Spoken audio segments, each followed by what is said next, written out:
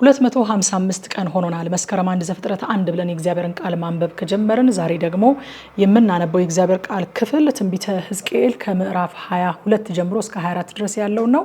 አብረን እናንበብ። በጌታ በኢየሱስ ክርስቶስ ስም አነባለሁ። ትንቢተ ሕዝቅኤል ምዕራፍ 22 የእግዚአብሔር ቃል ወደ እኔ እንዲህ ሲል መጣ። አንተም የሰው ልጅ ሆይ ትፈርዳለህን? ደም በምታፈስስ ከተማ ላይ ትፈርዳለህን? ርኩሰታን ሁሉ አስታውቃት፣ እንዲህም በል ጌታ እግዚአብሔር እንዲህ ይላል፣ ጊዜሽ እንዲደርስ በመካከልሽ ደምን የምታፈሺ እንድትረክሽም በራስሽ ላይ ጣዖታትን የምታደርጊ ከተማ ሆይ ባፈሰስሽው ደም በድለሻል፣ ባደረግሽውም ጣዖታት ረክሰሻል።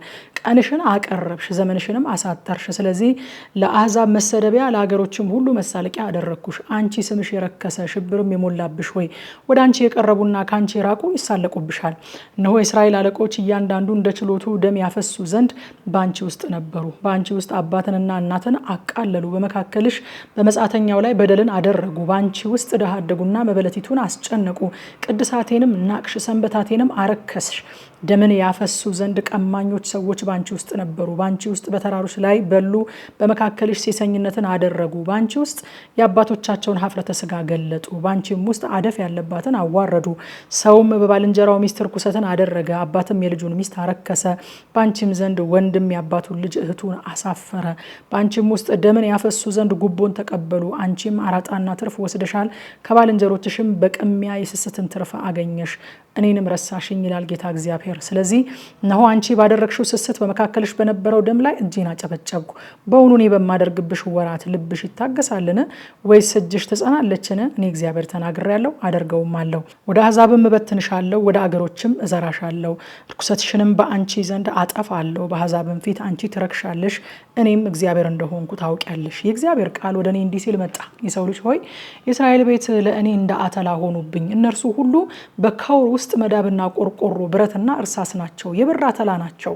ስለዚህ ጌታ እግዚአብሔር እንዲህ ይላል፣ ሁላችሁ አተላ ሆናችኋልና፣ ስለዚህ እነሆ በኢየሩሳሌም ውስጥ እሰበስባችኋለሁ። እንዲያቀልጡት እሳት ያናፉበት ዘንድ ብርንና መዳብን፣ ብረትንና እርሳስን፣ ቆርቆሮንም በካውር እንደሚሰበስቡ እንዲሁ በቁጣዬና በመዓቴ እሰበስባችኋለሁ። በዚያም ውስጥ እጨምራችኋለሁ፣ አቀልጣችሁም አለው፣ እሰበስባችሁም አለው። የመዓቴን እሳት አናፋባችኋለሁ፣ በውስጡም ትቀልጣላችሁ። ብርም በካውር ውስጥ እንደሚቀልጥ እንዲሁ በውስጧ ትቀልጣላችሁ።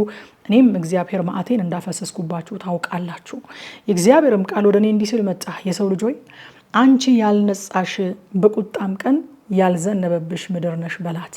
በውስጧ ያሉ ነቢያት እንደሚጮህና እንደሚናጠቅ አንበሳ አንድ ሆነው ተማማሉ። ነፍሶችን በልተዋል፣ ብልጥግናና ሀብትን ወስደዋል። በውስጧም መበለቶችን አብዝተዋል። ካህናቶቿም ሕጌን በድለዋል፣ ቅድሳቴንም አርክሰዋል። ቅዱስ በሆነና ቅዱስ ባልሆነ መካከልም አልለዩም። በንጹሕና በርኩስ መካከል ያለው ልዩነት አላስታወቁም። ዓይናቸውንም ከሰንበታቴ ሰወሩ፣ እኔም በመካከላቸው ረከስኩ። በውስጧ ያሉ አለቆቿ የስስትን ትርፍ ለማግኘት ሲሉ ደምን ያፈሱ ዘንድ ነፍሶቿንም ያጠፉ ዘንድ እንደሚናጠቁ ተኩላዎች ናቸው። እግዚአብሔርም ሳይናገር ነቢያቶቿ ጌታ እግዚአብሔር እንዲህ ይላል እያሉ ከንቱን ራእይ በማየት የሐሰትን ሟርት ለእነርሱ በማሟረት ያለ ገለባ በጭቃ ይመርጓቸዋል። የምድርን ሕዝብ ግፍ አደረጉ፣ ቅሚያንም ሰሩ፣ ድሆችና ችግረኞችን አስጨነቁ። መጻተኛውንም በደሉ። ቅጥርንም የሚጠግንን ምድሪቱንም እንዳላጠፋት በፈረሰበት በኩል በፊት የሚቆምላትን ሰው በመካከላቸው ፈለግኩ፣ ነገር ግን አላገኘሁም። ስለዚህ ቁጣዬን አፈሰስኩባቸው፣ በመዓቴም እሳት አጠፋኋቸው፣ መንገዳቸውንም በራሳቸው ላይ መለስኩ ይላል ጌታ እግዚአብሔር። ትንቢተ ሕዝቅኤል ምዕራፍ 23 የእግዚአብሔር ቃል ወደ እኔ እንዲህ ሲል መጣ። የሰው ልጅ ሆይ የአንዲት እናት ልጆች የሆኑ 2 ሴቶች ነበሩ። በግብፅም አመነዘሩ፣ በኮረዳነታቸው አመነዘሩ። በዚያ ጡቶቻቸው ሟሸሹ፣ በዚያም የድንግልናቸው ጡቶች እንዳበሱ። ስማቸውም የታላቂቱ ኦሆላ የእህቷም ኦሆሊባ ነበረ። ለእኔም ሆኑ፣ ወንዶችና ሴቶች ልጆቹንም ወለዱ። ስማቸውንም ኦሆላ ሰማሪያ ናት፣ ኦሆሊባ ደግሞ ኢየሩሳሌም ናት።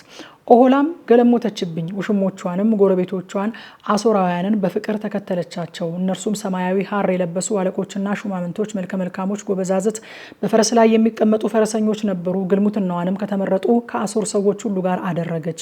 በፍቅር በተከተለቻቸው ጣዖቶቻቸው ሁሉ ረከሰች። በግብፅም የነበረውን ግልሙትናዋን አልተወችም።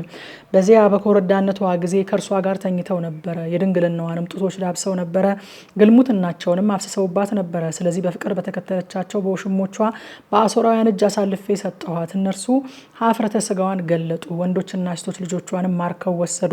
እርሷንም በሰይፍ ገደሉ። ፍርድንም ስላደረጉባት በሴቶች መካከል መተረቻ ሆነች። እህቷም ኦሖሊባ ይህን አየች። ሆኖም ከእርሷ ይልቅ በፍቅር በመከተሏ ረከሰች። ግልሙትናዋም ከእህቷ ግልሙትና ይልቅ በዛ።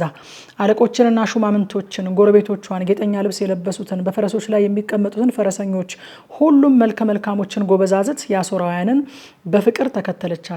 የረከሰችም እንደሆነች አየው። ሁለቱም አንድ መንገድ ሄደዋል። ግልሙትናዋንም አበዛች። በቀይ ቀለምም የተሳለችውን የከለዳውያንን ስዕል፣ በናስ ላይ የተሳሉትን ሰዎች አየች። በወገባቸው ዝናር የታጠቁ ራሳቸውንም በቀለማዊ መጠምጠሚያ የጠመጠሙ ነበሩ። ሁሉም ከተወለዱበት ሀገር የሆኑትን የከለዳውያንን ልጆች መስለው መሳፍንትን ይመስሉ ነበረ። ባየቻቸውም ጊዜ በፍቅር ተከተለቻቸው። ወደ ከላውዲዮን ምድር ወደ እነርሱ መልእክተኞችን ላከች። የባቢሎንም ሰዎች ወደ እርሷ ፍቅር ወዳለበት መኝታ መጡ። በግልሙትናቸውም አረከሷት። እርሷም ከእነርሱ ጋር ረከሰች። ነፍሷም ከእነርሱ ተለየች። ግልሙትናዋንም ገለጠች። ኀፍረተ ሥጋዋን አሳየች። ነፍሴም ከእህቷ እንደተለየች እንዲሁ ነፍሴ ከእርሷ ተለየች። ነገር ግን በግብፅ ምድር የገለሞተችበትን የኮረዳነቷን ዘመን አስባ ግልሙትናዋን አበዛች። ስጋቸውም እንደ አህዮች ስጋ፣ ዘራቸውም እንደ ፈረሶች ዘር የሆነውን እነዚያን ምልምሎች በፍቅር ተከተለቻቸው። ስለ ኮረዳነትሽ ምክንያት ግብፃውያን ጡቶችሽን በዳበሱ ጊዜ የኮረዳነትሽን ሴሰኝነት አሰብሽ። ስለዚህ ኦሖሊባ ሆይ ጌታ እግዚአብሔር እንዲህ ይላል፣ ነፍስሽ ከእነርሱ የተለየች ውሽሞችሽን አስነሳብሻለሁ፣ በዙሪያሽም በአንቺ ላይ አመጣቸዋለሁ። እነርሱም የባቢሎን ሰዎች፣ ከለዳውያን ሁሉ፣ ፋቁድ፣ ሱሄ፣ ቆአ፣ ከእነርሱም ጋር አሦራውያን ሁሉ፣ መልከ መልካሞች ጎበዛዝት፣ አለቆችና ሹማምንቶች ሁሉ፣ መሳፍንቶችና አማካሪዎች ሁሉ በፈረስ ላይ የተቀመጡ ናቸው። በመሳሪያና በሰረገላ በመንኮራኩርም በአሕዛብም ጉባኤ ይመጡብሻል። ጋሻና አላባሽ፣ ጋሻ ራስ ቁርም ይዘው በዙሪያሽ ይዘጋጁብሻል። ፍርድንም እሰጣቸዋለሁ፣ እንደ ፍርዳቸውም ይፈርዱብሻል። ቅንዓቴንም ባንቺ ላይ ያደርጋለሁ፣ በመዓትም ያደርጉብሻል። አፍንጫሽንና ጆሮሽን ከአንቺ ይቆርጣሉ፣ ከአንቺም የቀረ በሰይፍ ይወድቃል። ወንዶችና ሴቶች ልጆችሽን ማርከው ይወስዳሉ፣ ከአንቺም የቀረውን እሳት ትበላቸዋለች። ልብስሽንም ይገፉሻል፣ የክብርሽን ጌጥ ይወስዳሉ። ሴሰኝነትሽንም ከግብፅ ምድር ያወጣሽውን ግልሙትናሽንም ከአንቺ አስቀራለሁ። ዓይንሽንም ወደ እነርሱ አታነሽም፣ ግብፅንም ከዚያ ወዲያ አታስቢም። ጌታ እግዚአብሔር እንዲህ ይላልና፣ እነሆ በጠላሻቸው እጅ፣ ነፍስሽ በተለየቻቸው እጅ አሳልፌ ይሰጥሻለሁ። እነርሱም በጥል ያደርጉብሻል፣ የደከምሽበትን ሁሉ ይወስዳሉ። ራቁትሽንና እርቃንሽን አድርገውም ይተውሻል። የግልሙትናሽም ነውር፣ ሴሰኝነትሽና ግልሙትናሽም ሁሉ ይገለጣል። ከአሕዛብም ጋር ስላመነዘርሽ፣ በጣዖቶቻቸው ስለረከሽ ይህን ያደርጉብሻል። በእህትሽ መንገድ ሄደሻል፣ ስለዚህ ጽዋዋን በእጅሽ ሰጥሻለሁ። ጌታ እግዚአብሔር እንዲህ ይላል፣ የጠለቀውንና የሰፋውን ብዙም የሚይዘውን የእህትሽን ጽዋ ትጠጫለሽ፣ መሳቂያና መሳለቂያም ትሆኛለሽ። በእህትሽ በሰማሪያ ጽዋ፣ በድንጋጤና በጥፋት ጽዋ፣ በስካርና በውርደት ትሞያለሽ። ትጠጪዋለሽ፣ ትጨልጪውማለሽ፣ ገሉንም ታኝኪዋለሽ፣ ጡትሽንም ትሸነትሪዋለሽ። እኔ ተናግሬያለሁና ይላል እግዚአብሔር። ስለዚህ ጌታ እግዚአብሔር እንዲህ ይላል፣ ዘንግተሽኛልና ወደ ኋላሽም ጥለሽኛልና አንቺ ደግሞ ሴሰኝነትሽንና ግልሙትናሽን ተሸከሚ። እግዚአብሔር እንዲህ አለኝ፣ የሰው ልጅ ሆይ በኦሖላና በኦሖሊባ ትፈርዳለህን? ኃጢአታቸውንም ታስታውቃቸዋለህን? አመንዝረዋልና ደምን በእጃቸዋልና ከጣዖቶቻቸው ጋር አመንዝረዋልና ለእኔም የወለዷቸው ልጆቻቸው መብል እንዲሆኑላቸው በእሳት አሳልፈዋቸዋልና ይህን ደግሞ አድርገውብኛል። በዚያን ቀን መቅደሴን አርክሰዋል፣ ሰንበታቴን ሽረዋል። ልጆቻቸውንም ለጣዖቶቻቸው በሰዉ ጊዜ በዚያን ቀን ያረክሱት ዘንድ ወደ መቅደሴ ገቡ። እነሆም በቤቴ ውስጥ እንደዚህ አደረጉ። ደግሞ መልእክተኛ ወደ ተላከባቸው ከሩቅም ወደሚመጡ ሰዎች ልካችኋለሁ። እነሆ መጡ፣ አንቺም ታጠብሽላቸው፣ ዓይኖችሽንም ተኳልሽ፣ ጌጥም አጌጥሽ፣ በክብር አልጋ ላይ ተቀመጥሽ። በፊት ለፊቷ ማዕድ ተዘጋጅታ ነበረ፣ ዕጣኔንና ዘይቴን አኖርሽበት። የደስተኞችም ድምፅ በእርሷ ዘንድ ነበረ።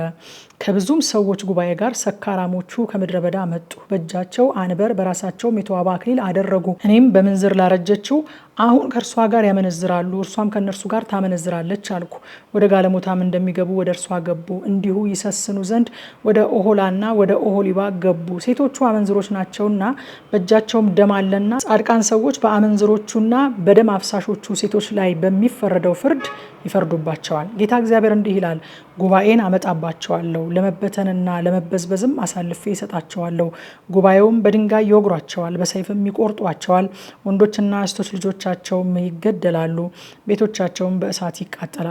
ሴቶችም ሁሉ እንደ ሴሰኝነታችሁ እንዳይሰሩ ይማሩ ዘንድ ሴሰኝነትን ከምድር ላይ አጠፋለሁ፣ ሴሰኝነታችሁንም በላያችሁ ላይ ይመልሳሉ።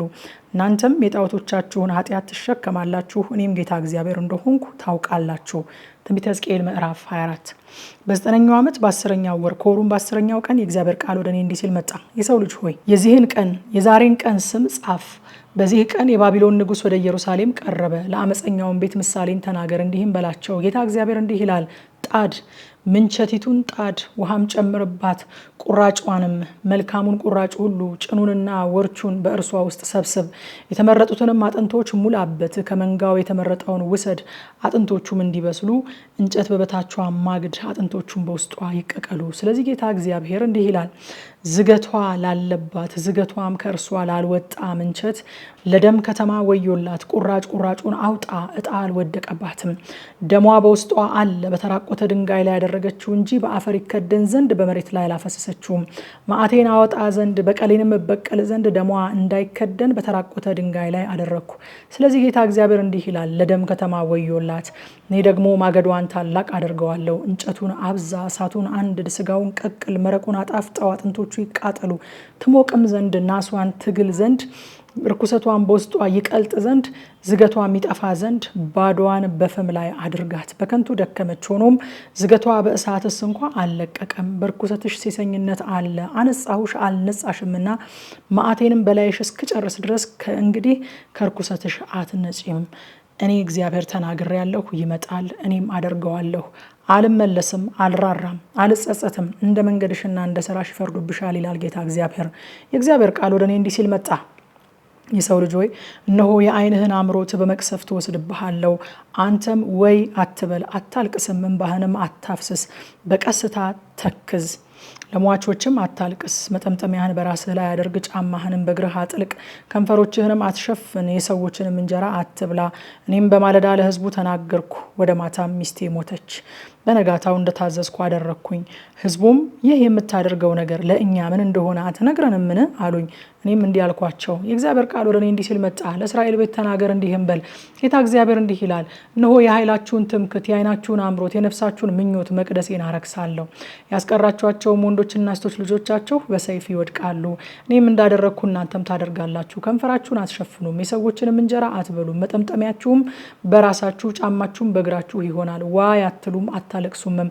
በኃጢአታችሁ ትሰለስላላችሁ፣ እርስ በርሳችሁም ታንጎራጉራላችሁ። ሕዝቅኤልም ምልክት ይሆናችኋል፣ እርሱ እንዳደረገ ሁሉ እናንተም ታደርጋላችሁ። ይህም በመጣ ጊዜ እኔ ጌታ እግዚአብሔር እንደሆንኩ ታውቃላችሁ። አንተም የሰው ልጅ ሆይ ኃይላቸውን፣ የተመኩበትንም ደስታ፣ የዓይናቸውንም አምሮት፣ የነፍሳቸውንም ምኞት ወንዶችና ሴቶች ልጆቻቸውን በወሰድኩባቸው ቀን በዚያን ቀን ያመለጠው ይህንን ነገር በጆሮህ ያሰማ ዘንድ ወደ አንተ ይመጣል። በዚያን ቀን አፍህ ላመለጠው ይከፈታል፣ አንተም ትናገራለህ። ከዚያ ወዲያም ዲዳ አትሆንም፣ ምልክትም ትሆናቸዋለህ። እኔም እግዚአብሔር እንደሆንኩ ያውቃሉ ይላል። ከምሽቱ 3 ሰዓት አሁን የተነበበውን ክፍል በጥልቀት እናጠናለን። በቲክቶክ እና በቴሌግራም ገጻችን የቀጥታ ስርጭት አለ። ኑና አብረን እናጥና። ጸጋ ይብዛላችሁ።